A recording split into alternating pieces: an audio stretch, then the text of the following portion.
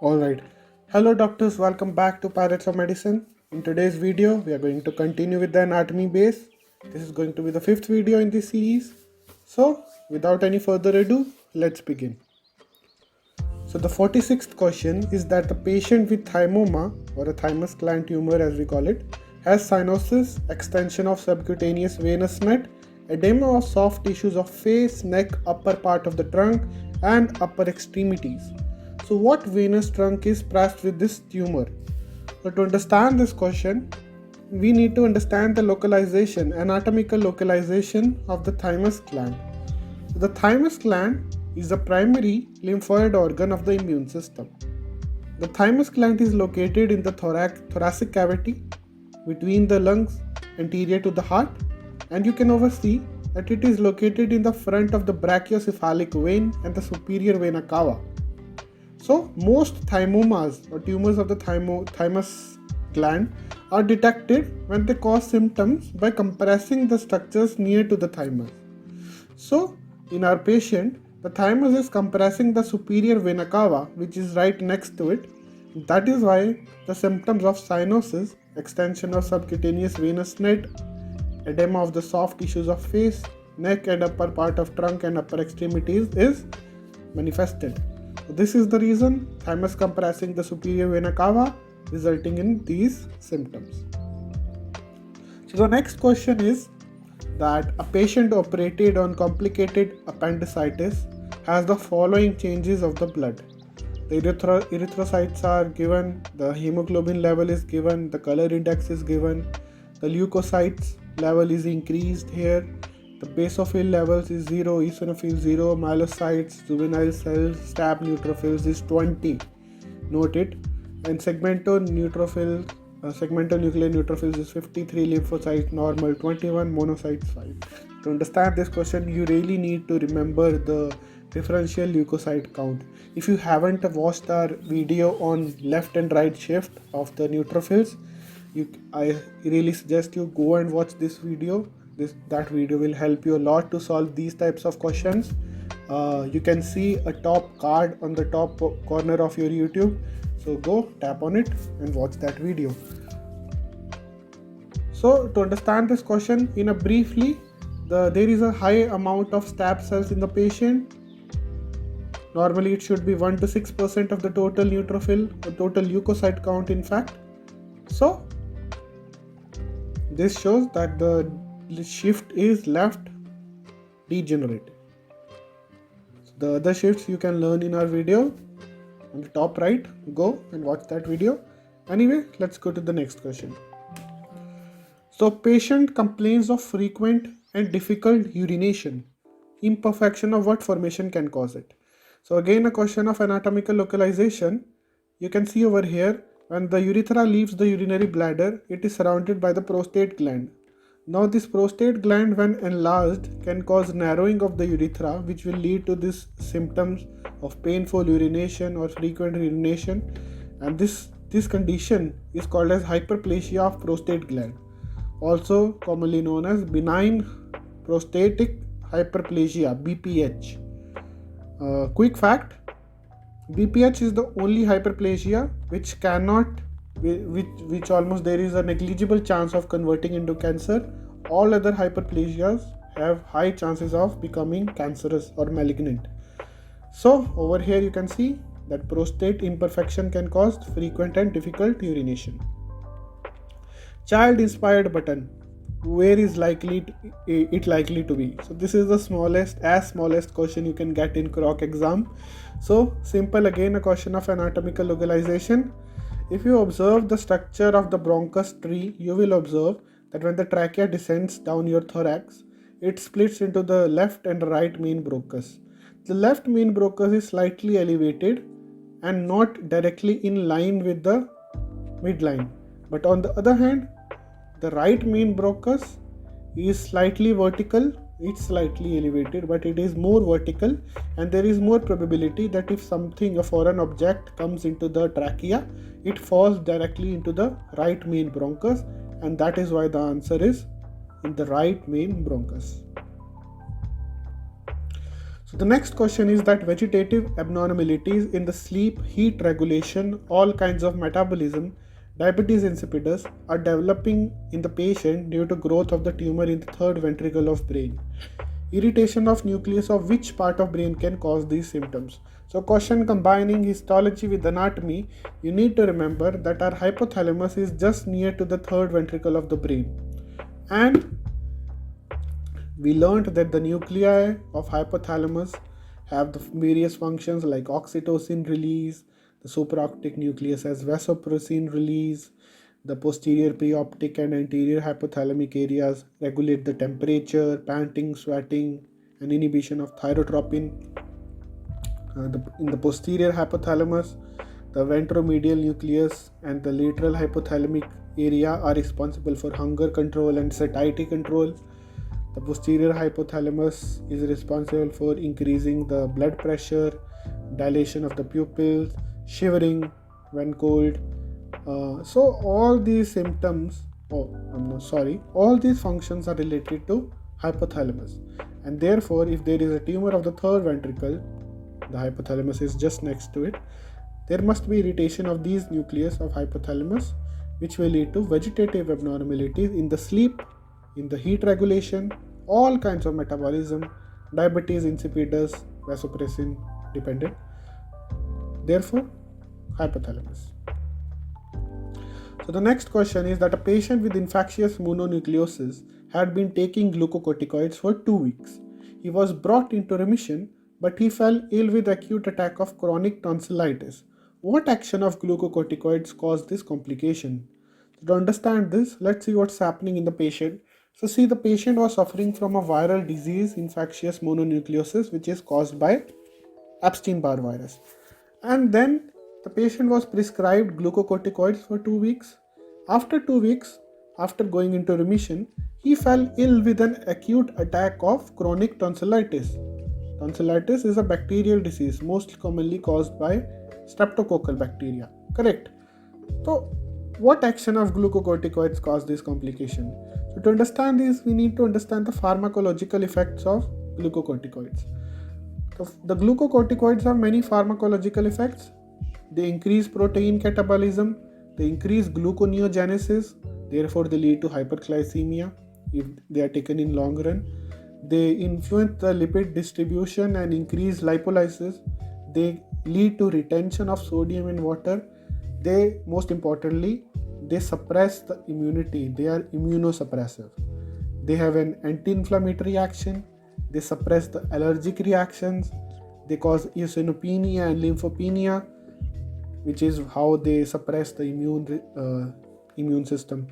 They increase excretion of potassium and calcium. They increase resistance to stress. This is why cortisol is stress hormone and glucocorticoid is a synthetic cortisol. So you can see over here that the patient who was completely normal due to glucocorticoids intake or prescription developed an immunosuppressive action and developed chronic tonsillitis. So this is the action, and that is why the answer is immunosuppressive. So 52 question, classical anatomical question. A 45-year-old man with domestic upper arm injury came to the trauma unit. The objective data are there are no extension, adduction or pronation functions of the arm. What muscle damage caused these condition? Sometimes I think that these croc people need to hire better translators. I copied it from a piece. Anyway, so note over here that there is no extension, adduction or pronation function of the arm. So to understand this, we need to learn or read the muscles which do adduction and abduction in the arm.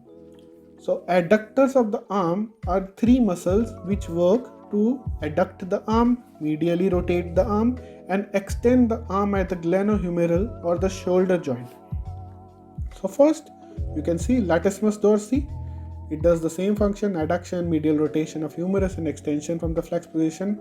Then you have teres major over here, adduction function, you can see medial rotation, same function. And then we have the chest muscles, the pectoralis major originating from the sternum, inserting into the humerus. Again the same function, adducts, medially rotates the humerus and flexes the arm from extension. So then we have the abductors of the arm. They move the arm away from the midline. So we have three, and these muscles, they work together by dividing the workload up to various degrees. So up to when the arm is moved up to 15 degree, supraspinatus muscle comes to action. When the arm is moved horizontally, like it is at a horizontal level, when you are T posing, if you know it, then it is the deltoid muscle doing that action. Deltoid muscle also has an additional function that the anterior portion of muscle assists in flexion and medial rotation of arm, while the posterior portion assists in extension and lateral rotation of the arm. Then beyond horizontal or 90 degree level, when you move the arm upward, it is trapezius and serraceous anterior muscle which act. So in the question there was no adduction function, no pronation function, no extension. That's why the answer over here is the teres major muscle, because it is the only adductor of the arm in the options. I hope you understand. So let's go. Next we have is that a man with internal abdominal right side injury and suspicion of liver rupture was admitted to the traumatological department. In what peritoneal structure will blood accumulate? So your peritoneum has various pouches or bursas located inside it. So these act as a pouch, and when there is any inflammatory reaction or say perforation of any internal organ which leads to emptying of that organ into the peritoneum, these pouches act as the part where that fluid or that blood gets accumulated. So if there is an injury to the liver rupture in males, there is a pouch called as rectovesical pouch. It is located between the upper and middle part of the rectum and the urinary bladder in males. So this is called as rectovesical pouch. On the other hand, the space between the superior rectum and the uterus in female forms a pouch called as rectouterine pouch of Douglas. So you can see this is the rectovesical pouch in males where the fluid will get accumulated, and in the females this is the rectouterine pouch of Douglas, the green part. This they have highlighted it with green color. So I hope you understand it. So whenever there is a trauma that leads to perforation of any organ, the fluid will finally accumulate in the rectovesical and the rectouterine pouch of Douglas in females and rectovesical pouch in males. So 54 question, a histological specimen presents parenchyma organ which has cortex and medulla. Cortex consists of epitheliocytes, bars with blood capillaries between them. The bars form three zones. The medulla consists of chromaphenocytes, venous sinusoids. Which organs has this morphological features? So this is characteristic appearance of adrenal gland on a histological slide. You can oversee here. The gland is divided into three: the outer fatty capsule and the cortex. Cortex consists of epithelial sites bars with blood capillaries, which divides the cortex into three zones: the zona glomerulosa, fasciculata, reticularis. Each zone has its different function. Zona glomerulosa secretes aldosterone, mineralocorticoids. Fasciculata secretes glucocorticoids. Reticularis secretes androgens, which are precursors to testosterone or androgens in females. And then we have the medulla. Medulla has chromaffin cells, planic nerve and dilated capillaries. And you all know chromaffin cells produce catecholamines, which is epinephrine, norepinephrine and dopamine. So you can see this histological presentation in this slide as well. I hope you understand it. Simple. Let's go to the next one. So 55 question is that after trauma, a 44-year-old man had a rupture of left palm muscle tendons and of the surface of blood vessels. After operation and removal of the most part of the necrotically changed muscle tissue, the blood stream was normalized. what tissue have helped in the restoration of bloodstream? So here you need to understand that there was a damage to the palmar surface of the hand, the superficial part of the palm. So all the muscles and all the skin in the superior part of the palm, superficial part of the palm, was removed because there was necrosis in that part. So obviously the blood supply, the arteries that supply that part of the palm would be damaged as well, and they also need to be necrotically removed. So which vessels will actually help in the restoration of bloodstream? So to understand this, let's talk about the arteries of the hand. So in arteries we have these various arcs and like networks. First of all, we have the superficial palmar arc. From the name only you can understand that it is the arc of network of arteries located in the superficial aspect of your palmar region of the hand. So it is formed by the ulnar artery and composed of the superficial palmar branch of radial artery. So both these arteries form this arc. You can oversee this light gray of the ulnar artery and this superficial palmar branch of the radial artery form this curved arc, which is the superficial palmar arc. It is located on the superficial part. Then we have the deep palmar arc. This one, the dark one, formed by the superficial palmar branch of deep palmar branch of ulnar artery, this one, and the radial artery continuation. So it is located deep in the palm, very deep. So think it yourself. If there is a superficial injury of the hand, then this arc must be destroyed. So what is the next structure, next arc located deep to it? It is the deep palmar arc. The deep palmar arc will be responsible for restoring the blood supply of the hand because it would be untouched by the necrosis and leads to restoration of bloodstream. So that is why the answer over here is arcus palmaris profundus, not arcus palmaris superficialis, because it is located deep. Alright, so I hope you understand. Now also we have the dorsal carpal network on the dorsal surface of the hand. It is formed by the union of posterior carpal branches of the radial nerve, but this is the supply of the dorsal part of the hand, and it is not important for the question, but for your knowledge we have this slide, you can note it down. So let's go to the next one. Pause it if you want to note it down. So the next question is that a 45-year-old man applied to the trauma unit because of domestic shoulder trauma. Objectively, flexibility reduction is adduction, ADD, and pronation functions of the shoulder are absent. So from the previous question you can remember these functions are functions of teres major muscles. But again, let's look, because there is a shoulder trauma, let's look at the shoulder muscles first of all. So there are these muscles of the shoulder joint. First of all, deltoid. Deltoid has the function of abduction, and anterior portion assists in flexion and medial rotation of the arm, while the posterior portion assists in extension and lateral rotation of the arm. Then we have the supraspinatus muscles, abduction. Infraspinatus is responsible for supination or lateral rotation of the humerus, and the teres major is again responsible for the same lateral rotation of the humerus. But the teres major we know, adduction, medial rotation and extension from another position.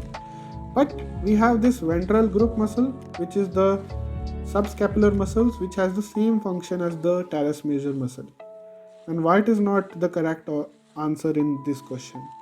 Because it is given over here. Then why it is not the correct option?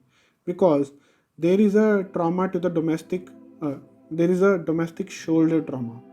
So the thing you need to remember is that the teres major muscle is located more outwards as compared to the subscapular muscle. Subscapular muscle is located in the inferior portion of the scapula. You can understand it by the name itself, correct? So there is high probability that teres major is the muscle which will be injured in this case. So that is why the answer over here is teres major muscle. This is the teres major muscle, as you can see it. So Next question is that ovarian tumor was diagnosed with a woman. Surgery was indicated. Which ligament or what ligament should be cut by the surgeon to disconnect the ovary and the uterus? So we need to disconnect the ovary and uterus, and we need to cut that ligament which connects both these structures. So let's see the various structures in the female reproductive system. So first of all, we have the ovarian ligament, called as the proper ovarian ligament or the utero-ovarian ligament. It connects the ovary to the lateral surface of the uterus. Let's look at it. So this is the ovary and this is the lateral surface of uterus, and this ovarian ligament connects both of them together. Then we have the broad ligament of the uterus. It is a wide fold of peritoneum connecting the uterus sides to the walls and floor of the pelvis. So this big flap is the broad ligament of the uterus. You can see. I hope you understand. Next is the lateral umbilical fold, which overlies the inferior epigastric artery and its accompanying veins. Then we have the suspensory ligament of the ovary, which obviously from the name suspends the ovary in the pelvis, but it also contains ovarian artery, ovarian vein, ovarian nerve plexus and the lymphatic vessels. Then we have the round ligament of the uterus, which connects the uterus to the labia majora in females. You can see this is the suspensory ligament suspending the ovary. This is the round ligament connecting the uterus to the labia majora. So I hope you understand the ligaments of the uterus and the ovary. Let's go to the next one. So 58th question is that an old woman was hospitalized with acute pain, edema in the right hip joint and movement in the ankle joint were limited. What bone part was broken? So you need to understand, when the people grow old, their bones become brittle. I think you know this, correct? So there are various tubular bones, there are various bones which are prone to fractures a lot when you grow old. And even in those bones, there are specific parts or specific anatomical locations which are more prone to fractures. So in the thigh or the femur, the femoral neck, the neck of the thigh is a site which is mostly very prone to fractures even in adults. So this neck, femoral neck, is the part which becomes very brittle and is more prone to fracture and causes hip fractures a lot in old people. You can see in this X-ray, this femoral neck is broken. God bless this person. So I hope you understand this. That is why the answer is femoral neck. So let's go to the 59th question. A 53-year-old female patient was diagnosed with liver rupture resulting from a blunt abdominal injury. The escaped blood will be assembled in the following anatomic formation. Same question, but now the patient is female patient. So that is why the answer is rectouterine pouch of Douglas, which you can see over here.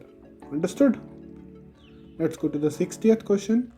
A patient complains about edema of legs, skin cyanosis, small ulcers on one side of the lateral condyle, not lateral condyle.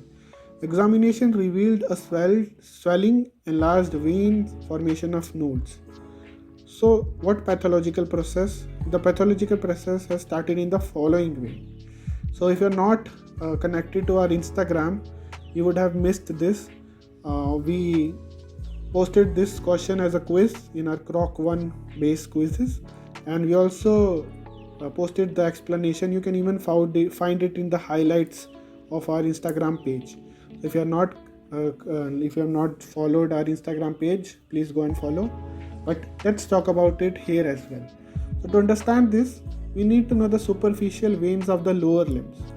So there are three main superficial veins: the long saphenous veins, the accessory saphenous vein, and the short saphenous vein. So the long saphenous vein originates from the medial side of the dorsal surface. Dorsal surface is the upper surface of the foot, not the sole. So it originates from there, and from which structures? From the rete venosum dorsal, the dorsal venous network of the foot, pedis, and the arcus venosus dorsalis pedis, the dorsal venous arc of the foot. Then it passes along the medial side of the leg and the thigh and drains into the femoral vein in the thigh at hiatus saphenous. So then we have the accessory saphenous vein formed by the subcutaneous veins on the medial and posterior surface of the thigh and drains into the upper part of the vena saphena magna or the long saphenous vein. Then we have our friend short saphenous vein over here, the vena saphena parva. It originates from the lateral side of the dorsal surface of foot, from the lateral side, remember, and passes below and behind the lateral malleolus, or in Russian we call it condyle, and then rises up along the posterior surface of the leg and drains into the popliteal vein, the vein in the knee joint. So as you can see that this vein is the closest to the lateral condyle, and that is why in our question the pathological process must have started in this vein, the vena saphena parva. I hope you understand it. Let's go to the next one. So question 61 is that a 70-year-old patient was diagnosed with a fracture of the left femoral neck accompanied by disruption of the ligament of head of femur. A branch of the following artery is damaged. So we did this question before. Remember, the head of the femur is supplied by the acetabular branch of the obturator artery. So if there is any damage to the ligament of the head of the thigh or the ligament of the head of the femur, it can lead to damage to the acetabular branch of the obturator artery, which can cause bleeding, and therefore the answer is the obturator artery, which supplies the acetabular branch to the ligament of head of femur.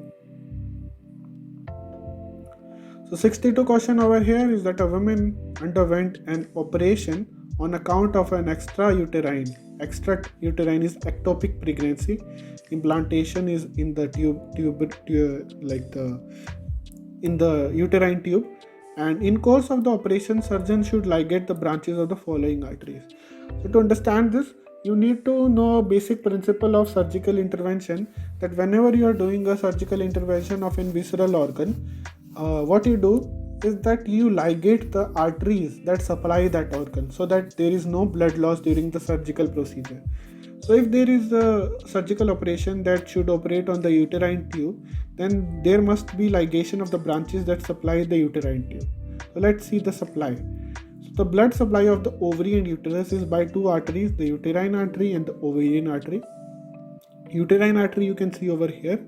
It is a paired artery, left and right, and arises from the interior iliac artery.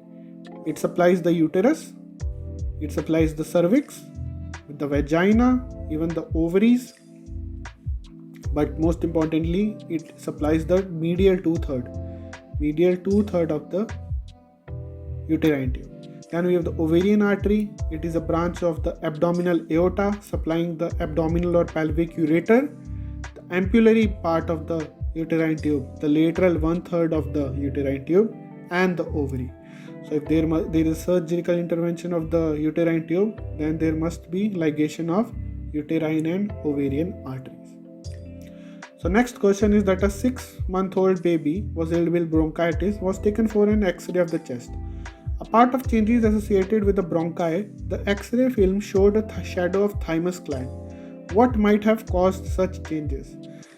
So the patient was taken for a regular X-ray on the account of bronchitis, and it was observed a shadow of thymus gland in the X-ray. So if you are not a medical student or not a doctor, this must come as a shock, because mostly adults see an X-ray of an adult person and there is no thymus shadow. But in a baby's X-ray, a shadow of thymus is seen. Why? There is a concept of thymic involution, that actually the thymus is large sized when it is in the children. It is quite large in the children. So when you reach puberty, the thymus starts to slowly shrink, and as you age, and slowly it is replacing with the fat, and by the age of say 75 years or 80 years, the thymus is just a fatty tissue because it is replaced and it has degenerated. So this is called as thymic involution, age-dependent thymic involution specifically. So you can see with age the thymus size is decreasing, and in our patient, which is a 6-month-old baby, the thymus is quite large, and it can show a shadow on the X-ray. So it is completely normal, and you can see that is why the answer over here is that the above mentioned condition is a normal variant for this age, because thymus is large sized, and that is why the answer is this one.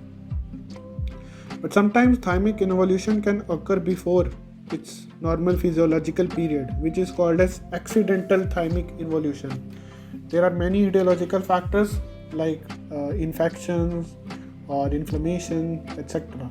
So remember, age dependent is normal, and if there is some stimuli, etiological factor which causes thymic involution before normal age, that is accidental thymic involution. So next question again, shoulder muscle. The child can't adduct the shoulder, raise it to the horizontal level. So you can formulate the answer right now. We studied it. So he can raise the hand to the face with the dorsal side, the abduction of the shoulder with the help of supraspinous muscle, which is called as Bugler arm. This condition is called as Bugler arm.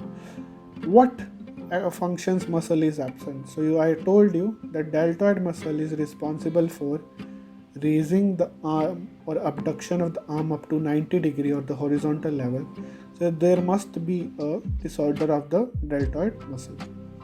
So 65 question over here is that a 7-year-old girl has signs of anemia. Laboratory examination revealed pyruvate kinase deficiency in erythrocytes. What process disturbance plays the main role of anemia development? So you guys should remember that RBCs do not have mitochondria, but they need ATP. So how is their ATP synthesized? It is synthesized by anaerobic glycolysis. Now pyruvate kinase is an important enzyme of anaerobic glycolysis. So ATP needs, the RBCs needs this ATP to maintain the sodium potassium pump, which maintain the RBC's biconcave shape.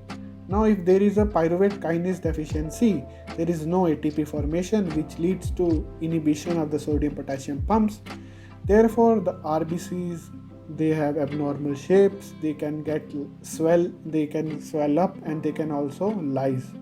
So this is the cause of hemolytic anemia in pyruvate kinase deficiency, which we can see is due to disturbance in anaerobic glycolysis ATP formation. So the 66th question is that a patient complained about being unable to adduct and abduct both the functions in the metacarpophalangeal articulations towards and away from the third finger. So which muscle's function is impaired? So to understand this, we need to have knowledge about the muscles of the hand. So we have the muscles of the hand divided into thenar muscles. Thenar muscles are the muscle of the thumb, the abductor, small abductor of the thumb, the short flexor of the thumb, the opponent's muscle of the thumb, the adductor muscle of the thumb. And you can derive their function from their name itself. Abducts the thumb, flexes the proximal phalanx of the thumb. Because it is a short flexor, it flexes the proximal phalanx. If it was a deep flexor, which is a muscle of the forearm, it will flex the distal phalanx of the thumb. Opponent's muscle of the thumb opposes the thumb by pulling its metacarpal bones towards the palm, and the adductor muscle abducts and opposes the thumb. Then we have the hypothenar muscles, the short palmar muscles, which tenses the palmar aponeurosis. Abductor of little finger abducts the little finger. Short flexor of little finger flexes because it is short, the proximal phalanx of little finger. The opponent's muscle of the little finger draws the little finger towards the thumb. So that is why these are the hypothenar and thenar muscles. Then we have the muscles of the hollow of the hand. These are the lumbrical or the worm-like muscles. Their function is they flex the proximal phalanges of the second, third, fourth, and fifth finger. And then we have the interosseous muscles. The interosseous muscles have two functions. First of all, they again flex the proximal phalanx and extend the middle and distal phalanx together with the lumbricals. But the palmar side interosseous muscles are adductors and the dorsal interosseous muscles are abductors. So these muscles are located in the metacarpophalangeal joints. So that is why the answer to our question is that there must be a damage to the intraosseous muscles, because there is a loss of the abduction and adduction function of the hand, you can see, of the fingers in the metacarpophalangeal articulations. I hope you understand why the answer is interosseous muscles. So let's go to the next one. So 67th question is that a 35-year-old patient was admitted to the surgical department with complaints of abrupt sharp pain in the epigastric region, and it was diagnosed that a perforated ulcer of the posterior wall of the stomach was present. Where did the content of the stomach flow out while the perforation? So we studied this question before, but in that question there was a damage or trauma to the interior wall of the stomach, and because there was a damage to the interior wall of the stomach, the content fell into the antegastric or the pregastric bursa. But if there is a damage to the posterior wall of the stomach, over here you can see this blue portion, this is the omental bursa, in which the stomach content will fall into if there is a damage to the posterior wall. So I hope you understand, if there is damage to the interior wall, the stomach content falls into the pregastric or the antegastric bursa, and if there is a trauma to the posterior wall of the stomach, it is due to not trauma. You cannot have trauma on posterior wall. If there is a perforation of the posterior wall, then it is in the omental bursa. 68th question is rather simple. A 25-year-old patient complained of the decreased vision, accommodation disorder, pupil is dilated, and it is not reacting on light. So you remember that when you go into the bright light, your pupil constricts in response. So when the ophthalmologist, they want to check the normal functioning of the eye muscles, they take a flashlight and they shine the flashlight in your eyes, and your pupil should constrict as a reflex. But this reflex is absent in this patient. Which muscle is responsible for the which muscle's disturbance is responsible for the loss of this function? So think about it this way: the pupils narrowing and or constricting, and the pupils dilation is controlled by the pupil dilating and the pupil narrowing muscles. The pupil narrowing muscle constricts the pupil dilating muscle dilates the pupil. So this pupil is already dilated. So the pupil dilating muscle is functioning properly, but it is not getting constricted. So there must be a disorder of the pupil narrowing muscle, right? If the function is that the pupil is not being constricted, then the muscle that has to do that function must be impaired. So that is why the answer is pupil narrowing muscle. So I hope you understand this. 69th question. A microspecimen of spinal cord contains a nucleus that should be analyzed. The neurons of this nucleus contains or form the motor ending in the skeletal muscles. What nucleus of spinal cord is meant? So the spinal cord is arranged into horns, the columns. This is the anterior horn, the lateral horn, and the posterior horn. The anterior horn has certain nuclei which act as the motor neurons and whose axons innervate the skeletal muscles. The nuclei in lateral horn, they have different function in different level of spinal cord. In some levels, like maybe in thoracic vertebrae levels, they supply afferent and efferent columns to the preganglionic sympathetic fibers, and in some levels they supply the preganglionic parasympathetic fibers at different levels of spinal cord. Then the nuclei in posterior horn receive sensory information from the afferent nerves and relay this information to the cortex via the ascending ascending spinocortical tracts, like the spinothalamic tracts, the fascicle of Gould and Cunit. So those neurons of sensory are located in the posterior part of the spinal cord, and the motor neurons are present in the anterior horn. So that is why the answer is that one of the neurons in the anterior portion of the spinal cord, the proper nucleus of anterior horn. So the last question for today, that a man cut wound on the right foot sole was admitted to the hospital ward.